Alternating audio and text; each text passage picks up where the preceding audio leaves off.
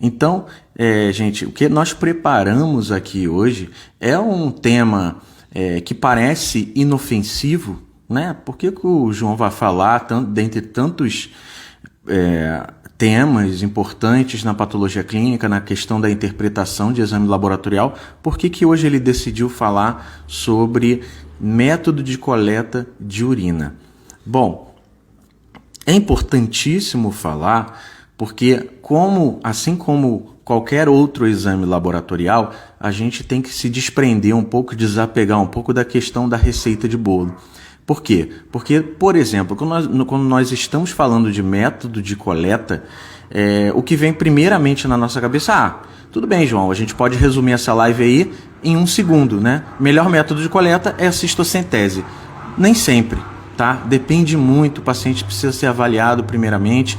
Então, você colocar a cistocentese como método padrão dentro da sua clínica, o ultrassonografista utilizar sempre a questão da cistocentese, é um pouco limitada essa consideração, porque, como o próprio nome aí do tema diz, nós temos indicações e contraindicações. Na cistocentese tem contraindicação também? Tem contraindicação também. Então, a importância dessa live é justamente colocar, né, cada método de coleta dentro das suas próprias considerações, né? Entendendo que todos os métodos de coleta que eu vou citar aqui, eles são considerados pela literatura métodos de obtenção de material de urina, né? Principalmente para urinálise. Então, o que precisamos considerar aqui é a questão de que realmente quando a gente levanta essa questão, qual método para esse meu paciente eu vou utilizar? A gente vai ver isso agora, tá bom? Então vamos começar, né? Quais as possibilidades de coleta de um paciente? Você precisa coletar uma urina desse animal, certo? E você não sabe muito bem ainda qual método de coleta você vai lançar mão naquele paciente, ou seja, uma avaliação individual. Perfeito? Essa é a grande consideração dessa live. Você precisa avaliar esse paciente como uma avaliação individual e não como um método padronizado para determinado método de coleta, independente do paciente. Então a gente vai ver que existem considerações, e eu estou falando aqui principalmente na clínica de cães e gatos, beleza? Então nós temos aí quais são os métodos de coleta que nós temos. Nós temos, primeiro, a micção espontânea, que é aquela que o animal, que a gente obtém urina a partir da eliminação de urina do próprio paciente. A gente vai ver que é uma técnica boa e que tem limitações, assim como qualquer outra, certo? Nós temos aí na literatura a compressão manual, que é uma obtenção de urina a partir da compressão física, a partir da palpação da bexiga. A gente vai ver que na maioria dos casos não convém fazer esse tipo de método de coleta. A cateterização ou sondagem, que a gente pode obter vantagens a partir desse método, principalmente quando a gente vai fazer alguns exames específicos, e também pela condição física do paciente.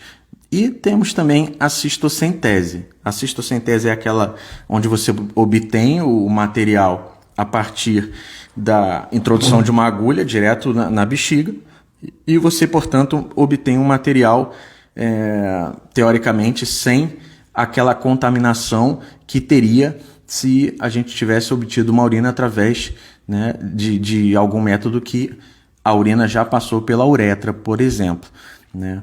Então, a gente tem que ter essa consideração. Obviamente, nós temos que, dependendo do teste, por exemplo, para uma urocultura, a gente tem que procurar uma obtenção de urina mais estéril possível. Então, em questão de contaminação, da menor condição de contaminação para maior, nós temos a cistocentese, a cateterização e aquela urina obtida através da compressão ou da própria eliminação espontânea do animal. Por quê? Porque nós temos ali no trato, principalmente no final do trato urinário, ali na uretra distal, nós temos no prepúcio, no assoalho vaginal, nós temos aí contaminante, microbiota que às vezes é própria daquele ambiente, porém, quando você manda aquela amostra para uma urocultura, você pode contaminar a sua amostra, portanto, a gente vai ver aí os benefícios de obter uma urina, nesse caso, mais estéril possível. Mas para a urinálise, eu necessariamente preciso de uma urina estéril? Olha, não, né? A gente tem que lembrar que a urinálise, ela vem como um exame laboratorial para obter o máximo de informações possível sobre aquele animal. Se a gente pede um exame de urina é porque a gente quer obter informações que possam nos levar aí a um diagnóstico definitivo. Porém, a gente vai ver que existe uma certa limitação. Agora, um tabu e que muitas vezes a gente precisa ter muita atenção é na questão de anotar o método de coleta quando você mandar esse material para o laboratório. Por quê? A partir do método de coleta, eu sei quais interferentes naturais, vamos dizer assim, eu vou obter daquela urina. Então, por exemplo, um exemplo simples é a questão daquela pequena hematúria no caso de uma cistocentese. Tá? Porque quando você introduz uma agulha, você fatalmente está invadindo o espaço ali, pegando alguns capilares e, consequentemente, provocando um certo sangramento no órgão. E aí acaba tendo hemácia no conteúdo da urina. E é esperado no caso de uma cistocentese, assim como não é esperado numa micção espontânea, por exemplo. Então, não existe método melhor. Depende sobre o que a gente vai fazer, quais são as condições daquele paciente e, por isso, todo caso deve ser avaliado individualmente, certo? Agora, o que não pode acontecer, de forma alguma, é a gente obter material coletado da superfície. Qual superfície? Qualquer superfície, tá? Hoje vim tomar esse café. Chega mais, Alessandro, tamo junto. Qual é o problema de coletar da superfície? Você não sabe quais são os elementos químicos, qual é a composição daquela superfície para você se garantir, ou melhor, para você garantir que o exame não sofra interferências do próprio ambiente, né? Vou dar um exemplo. Por exemplo, o tutor pegou uma seringa e coletou material de urina do chão da casa dele e levou para a clínica. Quais são os interferentes? Ninguém sabe. Por quê? Como é que você limpa aquele chão? Aquele chão estava sujo? Quais são os contactantes? Qual é o produto de limpeza especificamente que você usa? Tudo isso pode interferir, principalmente até no exame químico da urina, durante a urinálise. Então, é altamente desaconselhável você proporcionar um exame de urina a partir de uma coleta obtida da superfície. Outro problema é aquela questão que o veterinário, durante a consulta, está avaliando o animal, já pensou que talvez seja uma boa ideia coletar uma urina para a realização da urinálise e no momento do exame físico, o animal, até por uma questão comportamental, ele acaba urinando naquele momento. E aí, no momento, não existe um frasco coletor, não existe nada que ele possa coletar a urina, isso acontece principalmente com o cachorro. E aí, o que acontece? O animal urina na mesa de atendimento, a urina vai escoar, né? E aí ele coleta a urina daquela coleta ali que vai respingar naquela canaleta da mesa de atendimento. Qual é o problema disso? Mas a mesa é totalmente limpa. A cada consulta nós fazemos a higienização com hipoclorito, nós colocamos também aí água oxigenada, enfim. Mas os produtos químicos, eles também vão alterar especificamente alguns parâmetros do exame químico, por exemplo. Por exemplo, você usar hipoclorito, né, a tal da cândida ou o cloro, você pode interferir diretamente em alguns exames, alguns parâmetros de exame químico de urina. Então, também não é aconselhável. Quando você usa água oxigenada, você pode provocar alterações também em exame químico, ou seja, você não sabe exatamente o que esperar de uma urina na qual você obteve a partir de coleta da superfície. Então, eu nem vou considerar a coleta de superfície como um método de coleta aqui, beleza? A gente vai falar sobre a cistocentese, a sondagem uretral, a compressão manual e a micção espontânea, beleza? Então, já de cara eu aviso, coletar da superfície é altamente desaconselhável. Pode haver interferentes que você nem faz ideia que estejam ali, porque a maioria nem microscópio né? Tá em questão molecular. Então, essas moléculas em contato com a urina podem mudar pH, podem alterar, provocar falso negativo, provocar falso positivo, e aí já não serve, não é mais fidedigno esse exame. Portanto, coletar da superfície higienizada ou não higienizada vai provocar problemas aí na avaliação da urinálise. Então, coletar da superfície a gente nem considera um método de coleta, beleza? Aquela em que o animal urinou no chão e depois veio o proprietário ou o próprio clínico e coletou esse material para enviar para a realização da urinálise, certo?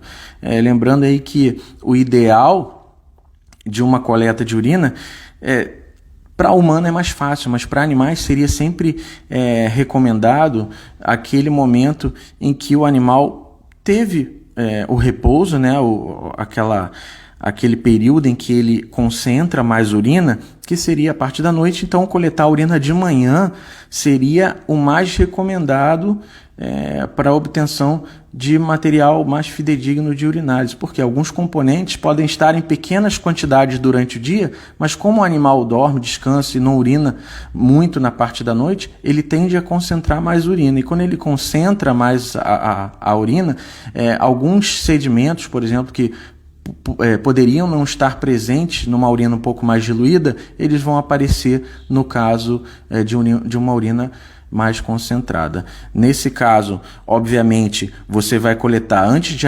administração de fluidos, caso o animal esteja internado, e antes de medicação, tá? Para que haja a menor interferência possível sobre aquela urina que reflete bem o estado daquele paciente naquele momento, beleza? Então, urina da manhã, antes de administração de fluido, medicamentos, tá?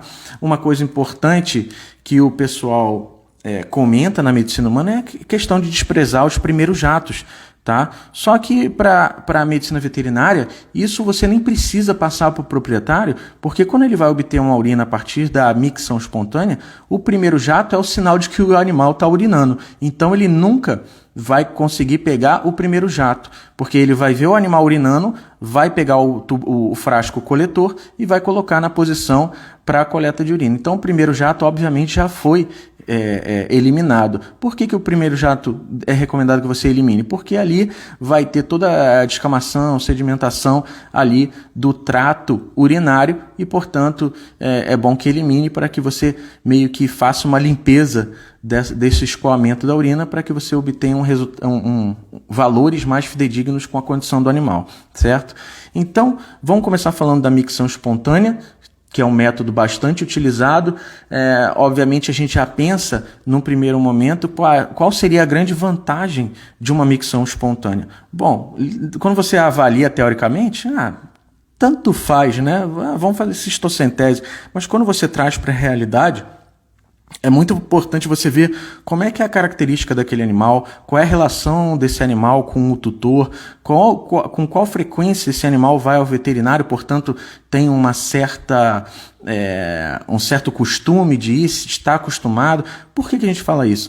Porque a micção espontânea ela tem como grande vantagem ser um método não invasivo, perfeito, principalmente quando a gente está avaliando um animal, uma condição não rígida, e também pela facilidade do proprietário conseguir coletar essa urina. Ou seja, você pega a urina desse animal, traz para a clínica que a gente realiza a urinálise. Lembrando que existe um tempo para análise de urina, não é como o hemograma, por exemplo, você pode deixar mais de um dia refrigerado. A urina ela precisa ser analisada em condição fresca, sem refrigeração, em até 30 minutos, e sob refrigeração em até 6 horas, tá? Podendo chegar a umas 8 horas aí no máximo. Tem gente que tem literatura que considera 24 horas, mas com ressalvas. Então, uma urina fidedigna, ela deve ser avaliada refrigerada em até 6 horas, beleza?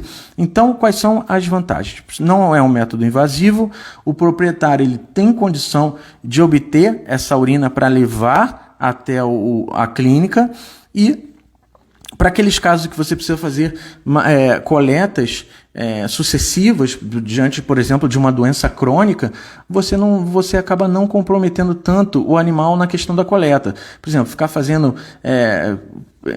aquele desgaste de levar o veterinário para fazer, por exemplo, uma cistocentese. Você tem que fazer isso semanalmente ou a cada 2 vezes por semana. Você vai toda hora submeter o teu paciente, ou melhor, submeter o teu cão a uma cistocentese, até pela questão do preço, o custo disso, né? Porque você tem que chamar o ultrassonografista, apesar da literatura considerar que dá para obter urina a partir da cistocentese sem ser guiada pelo ultrassom, é uma técnica muito arriscada e eu não vejo normalmente um procedimento na rotina, né? Geralmente há um ultrassonografista que vai fazer a coleta, beleza? Guiada por ultrassom.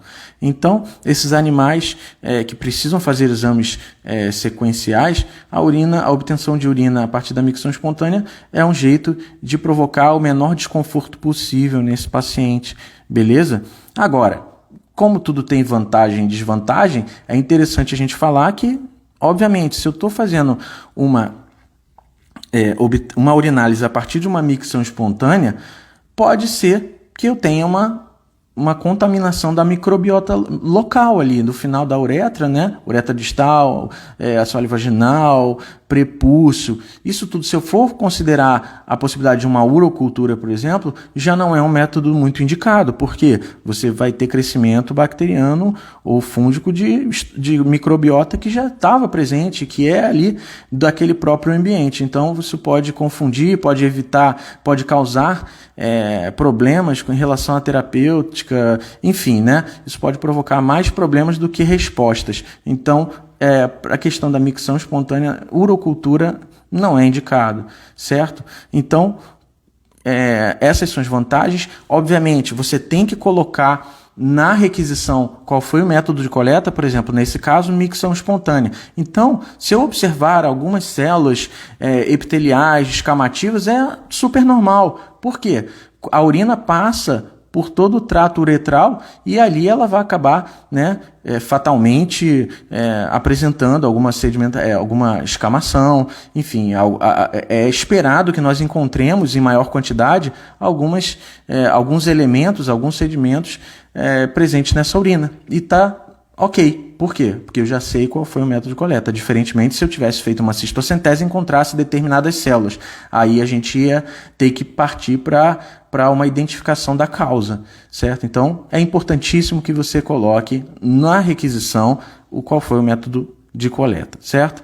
Outra vantagem da micção espontânea é você fazer uma contraprova sobre a questão da hematúria. Lembra que no começo dessa live eu falei que a cistocentese ela é um método legal? Ainda não falei sobre ela, mas citei que a cistocentese ela pode provocar danos a vasos durante a penetração da inserção da agulha e aí, portanto, provocar uma certa hematúria, e nós vamos considerar que está ok essa hematúria porque eu sei que foi coletada a partir da cistocentese. Mas aí a gente fica com aquela dúvida na cabeça, né? Eu obtive um material por cistocentese e veio hematúria. Bom, qual é um jeito que eu poderia diferenciar a hematúria provocada iatrogenicamente daquela hematúria que realmente está ocorrendo naquele animal? Bom, a micção espontânea seria um dos parâmetros que nós poderíamos avaliar essa contraprova. Por quê? É esperado que numa cistocentese nós encontremos alguma quantidade de hemácia, pela questão do sangramento durante a inserção do órgão. Mas numa micção espontânea não teria por que ter hematúria numa situação normal, porque o animal eliminou a urina de uma forma normal, de uma forma não invasiva. Então, a micção espontânea ela pode ajudar num segundo exame a diferenciar se essa hematúria ela é iatrogênica ou não é iatrogênica, certo? Então, é uma grande consideração em relação à micção espontânea, beleza? Outra condição da micção espontânea que torna ela um pouquinho mais limitada na questão do paciente felino. Por quê? Até pelo comportamento natural do paciente felino é difícil você obter uma urina através da micção espontânea. Por quê? Porque esse gato, quando ele vai urinar, primeiro que é um momento bem individual, ele não gosta de compartilhar muito esse momento com quem está ao redor. Então ele é bastante reservado. Na hora da micção, costuma se aproximar muito a genitália do solo, o que compromete aquela questão de posicionar o frasco coletor, né? Eles não toleram a presença de pessoas, muitas vezes, para realizar a micção ou defecar, o que já é um problema. E o gato também tem aquela questão de urinar pequenos volumes. Já fazendo uma explanação importante, é que para uma urinálise ser bem realizada, ela precisa de uma quantidade mínima de urina, certo? E qual é essa quantidade mínima de urina? Essa quantidade é 5 ml. Se você obtém menos de 5 ml, algumas estruturas, alguns sedimentos que estariam presentes numa urina com maior quantidade, ela não vai estar presente, pode não estar presente num volume menor. Mas como assim, João? Porque quando a gente vai fazer uma urinálise, a gente obtém a urina desse animal e nós, para avaliarmos a sedimentoscopia, nós fazemos a centrifugação. Então é fácil de entender, né? Onde eu vou encontrar mais sedimento? Vamos supor que eu fui na praia, peguei um copo e catei a água da praia, né? Vai ter areia, vai ter ali bastante sedimento. Quando eu centrifugar, se eu pegar 2 copos de água, um da praia, tá, do mar, se eu pegar um copo com 10 ml e um copo com 100 ml, se eu centrifugar, aonde que eu vou obter mais sedimento? Obviamente do copo com 100 ml. Então, a quantidade ideal de urina para a urinálise é mínimo de 5 ml. Mas eu coletei 10. O ideal é que haja uma padronização da realização da urinálise. Eu coletei 20 ml, nós utilizaremos 5. Mas eu coletei 3. Algumas estruturas podem não estar presentes, certo? Eu coletei 50 ml, nós vamos usar 5. Por quê? Lembra que nós temos valores de referência? Até 3 a 6 células por campo. Tem que padronizar, porque se eu colocar 20 ml de urina e centrifugar, a gente vai ter muito sedimento. E aí pode até sugerir que o animal está com um processo de descamação inflamatória ou o excesso de célula epitelial, enfim, a gente precisa padronizar isso. Então, independente da amostra, da quantidade de amostra, a gente vai utilizar 5 ml. E quando tem menos, né, o que se recomenda normalmente não é quantificar, e sim qualificar. Por exemplo, células epiteliais vesicais ou células epiteliais tubulares. A gente, ao invés de dizer 3, 6 por campo, tantos por campo, a gente vai dizer presente ou ausente, porque a gente não consegue quantificar de uma forma fidedigna. Então é melhor dizer que está presente ou não, e o ideal mesmo seria obter a amostra com pelo menos 5 ml de urina, beleza? Então, vamos partir para o segundo método, que a literatura considera, mas que tem mais desvantagens do que vantagens, que é a compressão manual.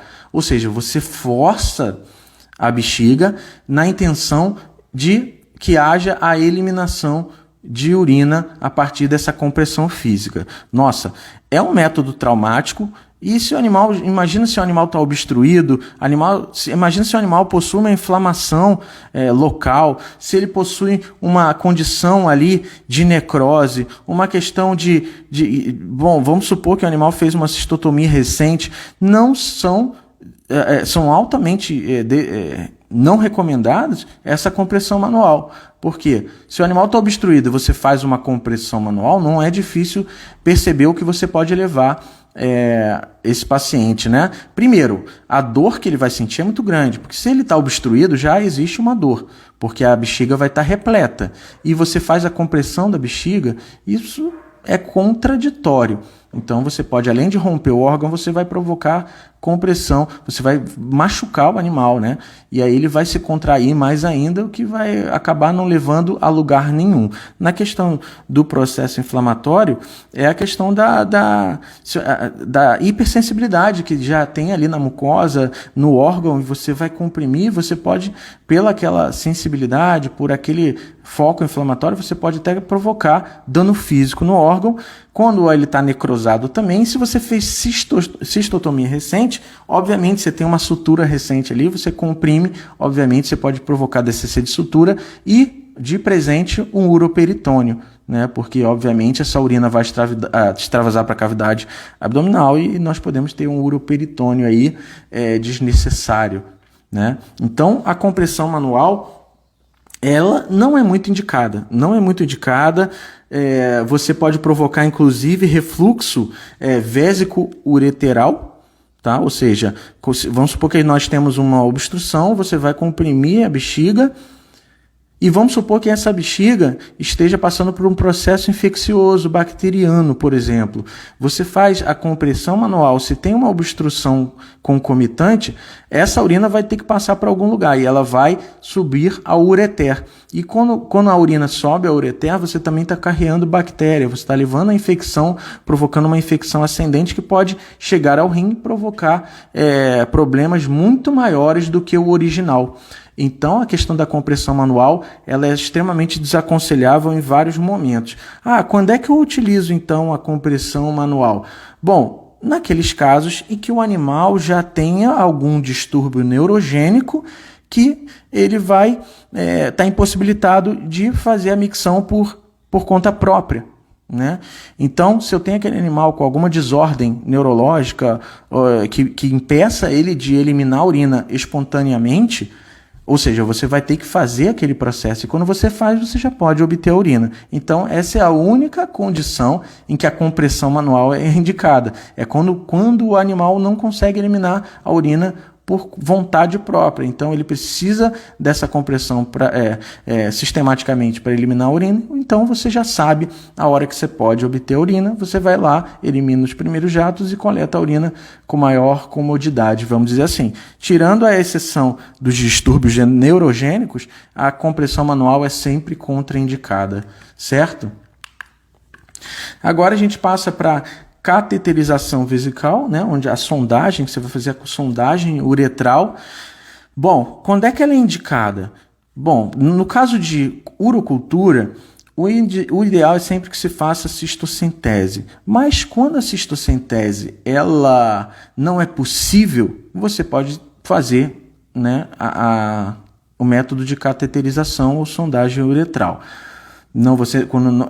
Ou também naqueles momentos em que não é possível fazer a cisto ou é contraindicado fazer a cistocentese, certo? Eu preciso fazer uma urocultura, mas esse paciente, esse animal, individualmente, ele não pode coletar material de urina a partir da cistocentese. Quais são essas condições? A gente vai falar no próximo tópico, beleza? Bom, a cateterização vesical, ela tem como vantagem também o alívio temporário da obstrução de uretra. E lembra que eu falei que para alguns testes, você manter o animal sondado, ele te permite fazer avaliações sistemáticas. Então, como é o caso do teste de privação hídrica, o cálculo de excreção de eletrólitos. Então, você tem meio que um método que te permite avaliar, né, quantidade de urina que ele está eliminando ali através da sondagem, coisa que a micção, compressão manual não vão conseguir te dar, certo?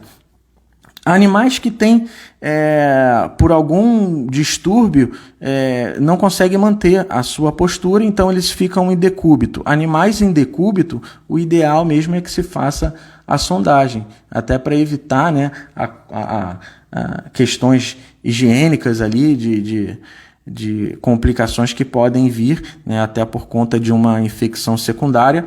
Então, em animais em decúbito, é sempre recomendada a sondagem uretral, beleza? Lembrando que quando você passa a sonda, você fatalmente vai provocar uma lesão, né, de mucosa uretral, vesical. Então, é esperado pela sondagem a presença de mais células epiteliais transicionais, certo? Então, a gente já começa a ver que não é questão de não fazer um ou não fazer, é considerar que eu fiz dessa forma.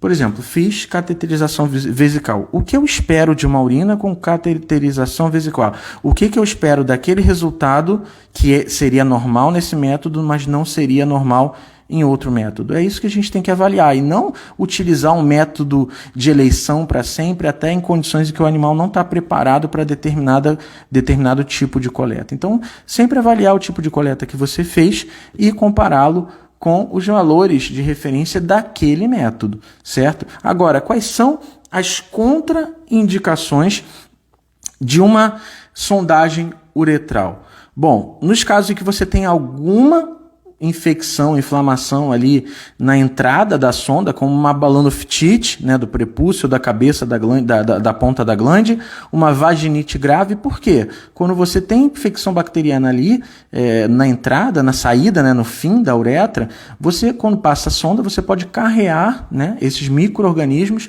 para o resto do trato urinário, o que não é aconselhável, né? Você quer resolver o problema do paciente, não levar mais problemas a esse paciente. Então, nos casos de inflamação e infecções, você nunca vai fazer uma sondagem, porque você pode carrear esses micro-organismos para provocar uma infecção ascendente no trato urinário desse paciente, né? Outra questão é a questão do animal imunossuprimido, porque quando você passa uma sonda, você está carreando, bem ou mal, né, algum tipo de micro-organismo, microbiota, que pode, num animal rígido, não causar nenhum problema, ser autolimitante, nem provocar sinal clínico. Mas quando você tem um animal imunossuprimido, qualquer tipo de infecção, ela pode se tornar mais grave. Então, nesse caso, é muito importante que se considere outro método de coleta que não esse, porque você vai carrear, você vai, além de lesionar, você pode estar carreando micro-organismos inofensivos num primeiro momento, mas que podem provocar desordens diante de um animal imunossuprimido. O problema dessa cateterização também é que cadela requer uma técnica, né? Ou seja, existe uma certa dificuldade de sondagem, né, principalmente a partir do tamanho, do porte desse animal, e para gato é bem complicado, né? Você precisa sedar ou anestesiar e nem sempre o animal, o gato, ele vai estar propenso a aceitar bem uma sedação ou uma anestesia. Você pode, inclusive, provocar distúrbios maiores por conta da sedação e da anestesia. Então, não se faz sondagem sem sedar o animal, gato, né? E, portanto, esse método não é aconselhável em casos em que o animal não esteja em condições de receber uma anestesia, uma sedação. Beleza? Então, a cateterização, ela tem as suas vantagens. Por exemplo, eu quero fazer uma urocultura, mas não posso fazer a cistocentese. Qual é o próximo método que eu posso utilizar? Cateterização, tá? Então, existem grandes vantagens, mas também desvantagens, certo? Então, lembrando, o tema dessa live é justamente passar que todos os métodos são métodos, com limitações, com considerações em laudo, mas que são utilizáveis durante a rotina, beleza? O problema aqui é você, né, eliminar a chance de obter um material de urina porque aquele método que você sempre usa não está adequado naquele momento. Aí você não utiliza outro. Sim, você tem que utilizar. A urinálise, ela é um exame muito subestimado, né? E, portanto, qualquer objeção diante de uma coleta de urina é motivo para desistir da urinálise. E a gente vai ver que a urina, né, conforme a gente for amadurecendo esse conteúdo do Lab in Classroom, vocês vão ver que a urina, ela fala muito mais do que o sistema urinário, né? Ela pode avaliar sistema reprodutor, sistema neurológico, sistema hepático, órgão hepático, enfim, né? A gente vai muito além do trato urinário. Então, a urinálise é um exame de triagem muito importante. Você não pode abdicar dele só porque você encontrou uma objeção no meio do caminho. Tá? Você tem que ter noção de que você pode lançar mão de outros métodos de coleta, por exemplo, certo? Então, chegando aí na última e mais considerada, né, dentre os métodos de coleta, é a cistocentese, que é aquela onde você obtém urina diretamente lá da bexiga a partir, né, da introdução de uma agulha e da obtenção de material. 99% das vezes requer guia com ultrassom, né, o que torna o exame um pouco mais burocrático, né? Então, você numa consulta dificilmente vai fazer isso aí. Ah, mas a literatura fala que se você conseguir palpar a bexiga, você introduz a agulha em determinado ângulo e tal. Quem quer passar por essa dificuldade aí? Quem quer arriscar? Até porque a gente vai ver que, diante de alguns distúrbios que você só vai obter a partir da ultrassonografia, você pode estar piorando drasticamente a saúde desse animal. Porque se você palpou a bexiga, introduziu uma agulha sem ver, sem avaliar esse órgão, você pode estar piorando demais o quadro desse paciente, como por exemplo, no caso de um carcinoma, né, de células escamosas lá. Por quê? Quando você introduz uma agulha, né, em um tumor, uma neoplasia como essa, você tende a proporcionar muito mais potencial metastático do que quando você não introduz uma agulha. Então tem que ter muito cuidado quando você não vê o órgão. Então a ultrassonografia ela vem como um grande aliado tanto para a avaliação do órgão pré-coleta quanto para a própria coleta em si. Beleza? Então, a gente sabe que, no caso perfeito, o melhor método de obtenção de urina é a cistocentese, a condição perfeita, né? Mas, primeiro ponto, a hematúria em pequena quantidade é esperada. Ah, mas como é que eu diferencio hematúria iatrogênica? A gente falou lá no começo. Diferenciar a hematúria iatrogênica daquela hematúria que realmente está ocorrendo, você pode, após uma urina a partir da obtenção de material a partir da cistocentese, você pode obter a urina a partir da micção espontânea e comparar as duas amostras, tá? Porque no caso da inserção de uma agulha, você lesa microvasos e, portanto, você provoca uma hemorragia, certo? Então, na maioria dos casos, a gente observa algumas hemácias, sim, numa obtenção por cistocentese, por isso é importante que se anote o método de coleta, beleza? Quais são, então, vocês sabem, obviamente, quais são as vantagens de uma cistocentese. Você não tem todo aquele trajeto do trato uretral como contaminante, você não pega lá a urina que passa pelo prepúcio, pelo assoalho vaginal, enfim. Então, teoricamente, reflete melhor o que está ocorrendo naquela bexiga lá, como é que está a produção de urina e como é que, quais são os componentes reais dessa urina, né? Então, é fácil falar das vantagens de uma cistocentese. E agora, quais são as grandes desvantagens de uma cistocentese? Primeiro, se a fêmea tiver prenha, não é recomendado que você introduza uma agulha na cavidade abdominal dela, obviamente. Qual o método que eu vou utilizar? Pode ser a micção espontânea, pode ser a cateterização, lembrando que em fêmea é um pouco mais complicado, mas cistocentese não é indicada.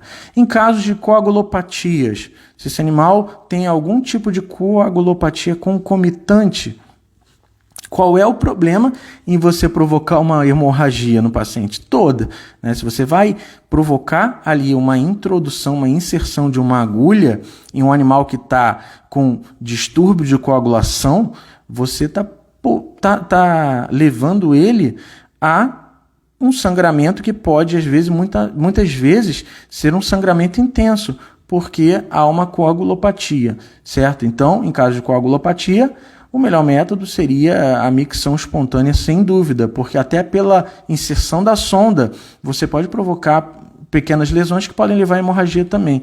Então, um animal com coagulopatia, com certeza, micção espontânea. Quais são as outras contraindicações da cistocentese? Bom, quando o ultrassonografista está fazendo lá a localização, né, está procurando a bexiga para obter o material, ele pode observar muitas vezes pólipos na parede dessa bexiga. E o pólipo, apesar de não ser uma regra, ser uma condição neoplásica, você tem que ter cuidado. Por quê?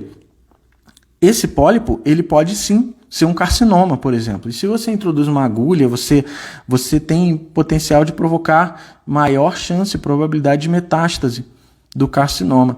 Então, quando o ultrassonografista avalia um pólipo, porque assim, algumas vezes pela ultrassom você não sabe se é uma neoplasia ou não. Pode ser uma condição muito benigna, alguma coisa muito discreta, mas também pode ser o início de um carcinoma e você está atendendo, né, cutucando aquele negócio com a agulha, você tende a provocar metástase dessa neoplasia, o que é totalmente não desejável, né? Então, cuidado aí com carcinoma de células transicionais, beleza? Bom, outra contraindicação é quando o animal, você precisa de uma urina desse animal e ele apresenta no exame físico dermatopatias, né? Uma doença cutânea em abdômen caudal, como piodermatite, o tal do pênfigo. Então, é só pensar, né? Se nós temos um processo inflamatório que pode haver uma contaminação secundária, uma infecção secundária, você não pode simplesmente introduzir uma agulha naquele local carreando esses micro-organismos lá para dentro do órgão. Tá? Então, se a região que você utiliza para acessar a bexiga, ela tem algum tipo de dermatopatia, você não faz a cistocentese, porque você pode carrear justamente esses micro-organismos lá para dentro, né, provocando aí alguns distúrbios indesejáveis, beleza? E aí tem aquela condição também, né? Você prepara o animal para cistocentese e aí o ultrassonografista revira, tenta e não consegue obter material. Por quê? É esperado que algumas vezes, né, o animal não segue uma ordem tão complexa como essa. Ó, não faça xixi, não urine. E aí, muitas vezes, durante a avaliação do órgão, percebe-se que a bexiga está muito vazia. Então não tem o que fazer. Não adianta ficar frustrado, porque é uma condição fisiológica eliminar a urina. Então, na cistocentese pode haver a frustração, tá? Assim como pode ocorrer na cateterização. Então, a frustração é uma das desvantagens da cistocentese, porque você agenda o ultrassonografista, prepara a mesa, coloca o animal, às vezes o animal é bastante irritado com essa condição de ficar em decúbito, né? E aí você tem aquele estresse com o proprietário, e aí revira, insere a agulha e não consegue coletar a urina. É um problema, é uma frustração, mas acontece e é normal. Não tem a ver com a condição técnica do profissional, tem a ver com o momento fisiológico daquele animal, que é esperado, certo? E também cuidado com as bexigas excessivamente cheias. Por quê? O que acontece? Quando você tem uma bexiga excessivamente cheia e você introduz uma agulha perfurando o órgão, obviamente, se existe uma pressão de dentro para fora, porque a bexiga está repleta, você vai acabar provocando, durante a coleta de urina, um extravasamento, porque a pressão da bexiga está muito grande. Então, a partir do furo que você fez, e quando você retira a agulha, quando você já coletou o material que você queria, você acaba deixando um furo para escape dessa pressão que estava ocorrendo dentro da bexiga. Portanto, você pode provocar uroperitônio nesse paciente. Então, bexiga vazia você não consegue coletar mesmo, bexiga excessivamente cheia, existe essa condição aí que pode levar ao uroperitônio, o excesso de pressão que está dentro da bexiga por conta da urina repleta. Depois que você coleta e retira o material que você quer, pode haver um extravasamento da urina para a cavidade lá abdominal, causando aí o uroperitônio, beleza? Então, a gente viu que tem bastante contraindicação de cistocentese, por isso é um método que a gente fala bastante, porque a gente conhece sempre as vantagens, coloca ele como método de eleição, mas nem sempre.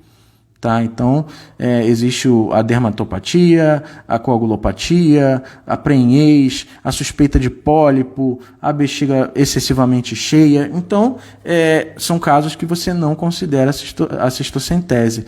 Perfeito? Então, quais são as alterações esperadas na cistocentese de uma urinálise normal? A hematúria que eu havia dito.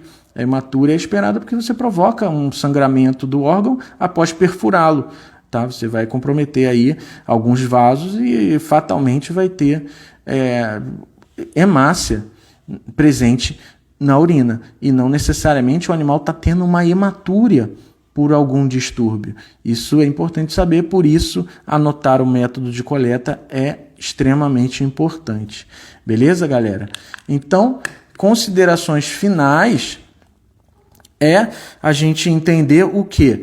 Que não existe método padrão, depende muito da condição daquele animal, beleza? Para alguns animais a micção espontânea vai ser sugerida, para alguns animais a cistocentese vai ser sugerida, a sondagem ela vai ser indicada em casos em que outros métodos não forem recomendados e por aí vai, gente. Então, avaliar o paciente é muito mais importante do que você pegar e abrir um livro.